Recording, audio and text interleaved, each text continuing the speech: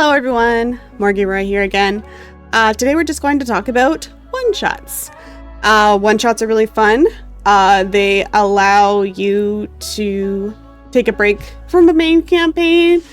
They allow you to try something experimental, whether you're running a game, you get to try something unusual, or playing in a game, you get to make a character you might not usually make. I want to talk about a couple of my favorite one-shot characters that I play. When I say one-shots here, what I mean is more like 2 shots, 3 shots. My group likes to RP a lot, so we have a problem wrapping up one-shots in one session. We tend to have to stretch them out for a couple, but they're still very fun to play, and I highly recommend, taking the occasional break from a main campaign and having a one-shot where you get to do something silly or serious or a completely different theming than your normal campaign.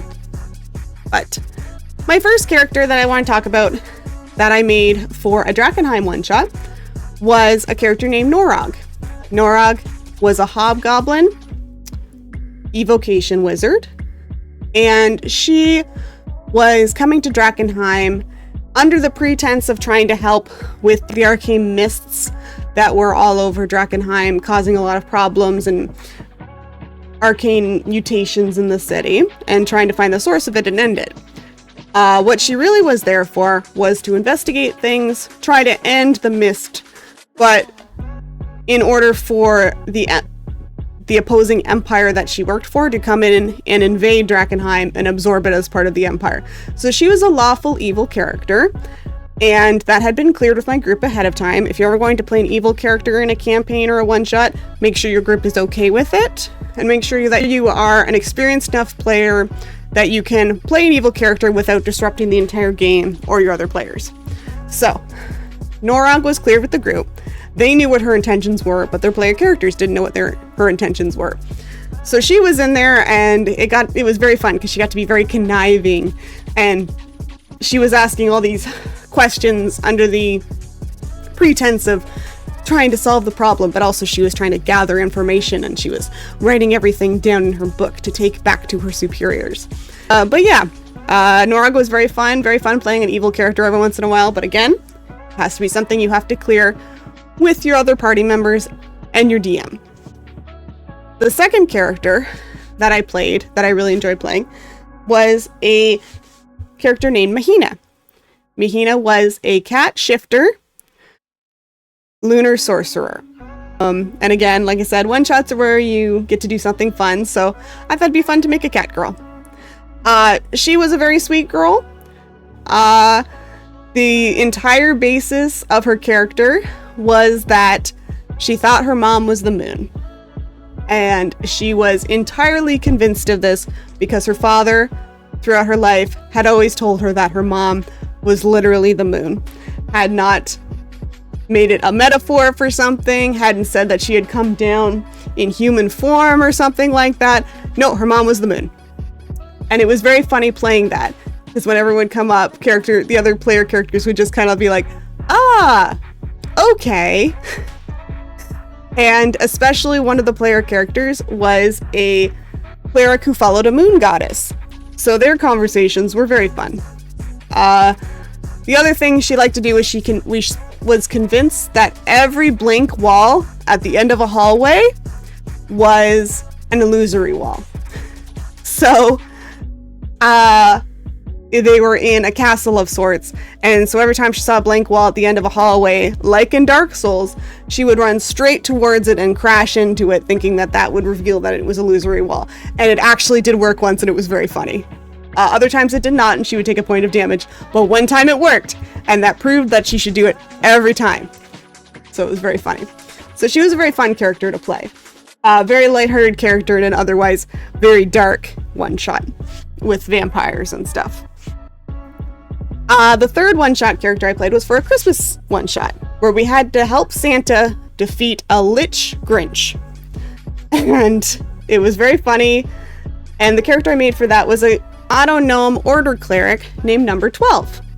And Number 12 was a little construct character who couldn't talk. To talk, they would print out a piece of paper with writing on it, and they would hold it up for the other characters to see. It was very fun acting that out. And they were very based in order, as they were an order domain cleric, as well as kind of a robot character, despite being made out of wood. And I was kind of, with the Christmas theming, was kind of thinking of a little wooden toy.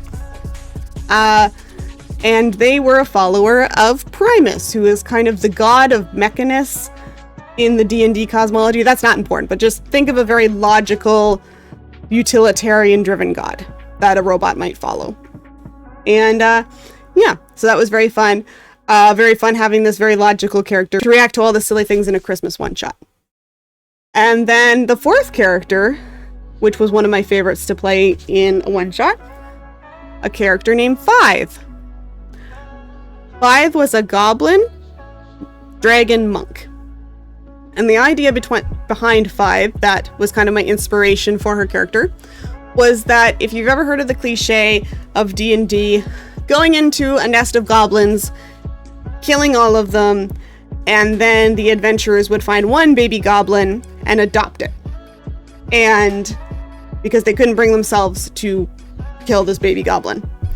And Fave was the idea of what if that baby goblin grew up and found out what the adventurers had done to her biological family and how they might react. And in her case, she reacted where she was very upset, rejected the adventurer family, ran away, and became a monk at a monastery and got her dragon punching abilities.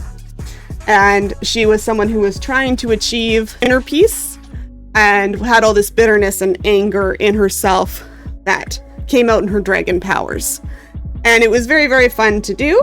It was very fun to play kind of not really an angsty character, but just kind of an angry, grumpy character.